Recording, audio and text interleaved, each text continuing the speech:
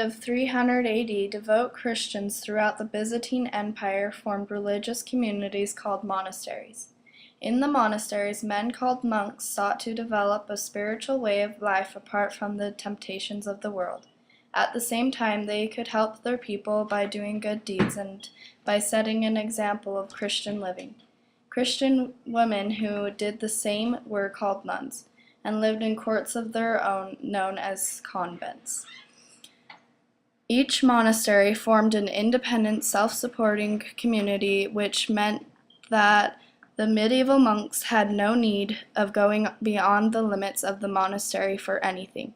Monasteries gradually increased in wealth and numbers, and some came to form enormous establishments covering many acres, and within its massive walls had the appearance of a fortified town.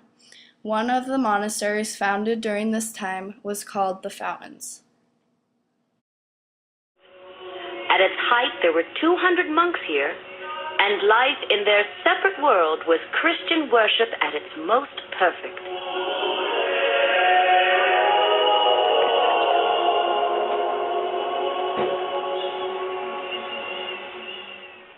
Any man, rich or poor, noble or peasant, could become a monk. Having once joined, he remained a monk.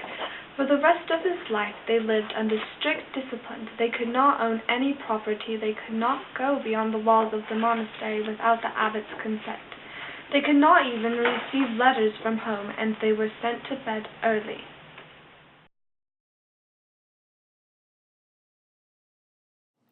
All medieval monks were clean-shaven. They were distinguished by their partly shaven hair called tonsures. Their hair was shaved except for a narrow strip round the head. Tonsures were a symbol of the renunciation of worldly fashion and esteem. A tonsure might also indicate that a monk had received clerical status. There were 3 vows that all monks and nuns were required to take. The vow of poverty meant that he had to give up all his worldly goods.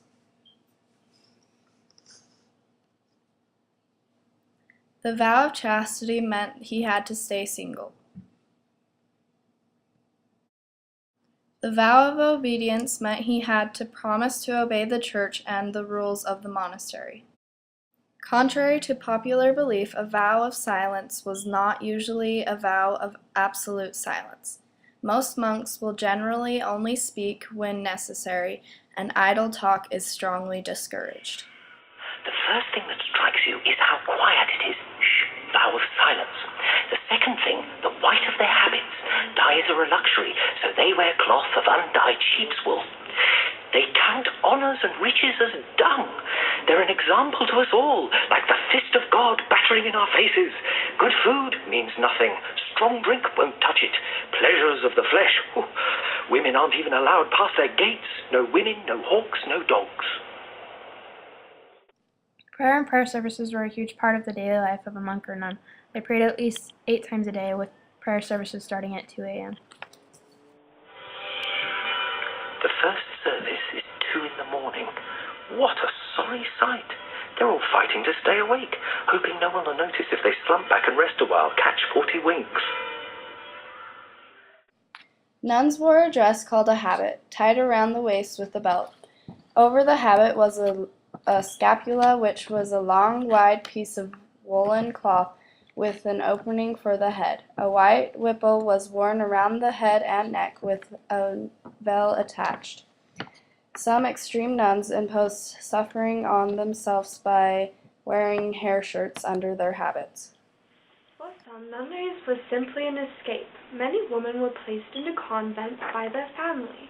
The church received a dowry from the parents of the nuns, and jewelry which belonged to the girl.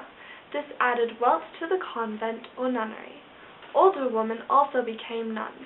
Many widows chose this way of life after the death of their husbands. But Mother, we'll miss you. This is for your own good. You'll get a better education, and you'll be closer to God. I just finished saying my son's prayer. Tell me I told you.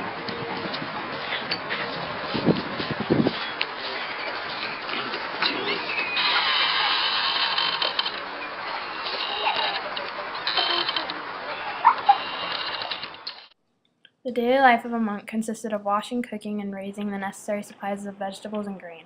They would reap, sow, thatch, and produce wine, ale, and honey. They also provided medical care, education, hospitality for pilgrims, and copied manuscripts of classical authors. Nuns did many of the same things as monks, but they also did spinning, weaving, and embroidery. Both monks and nuns wrote illuminating manuscripts.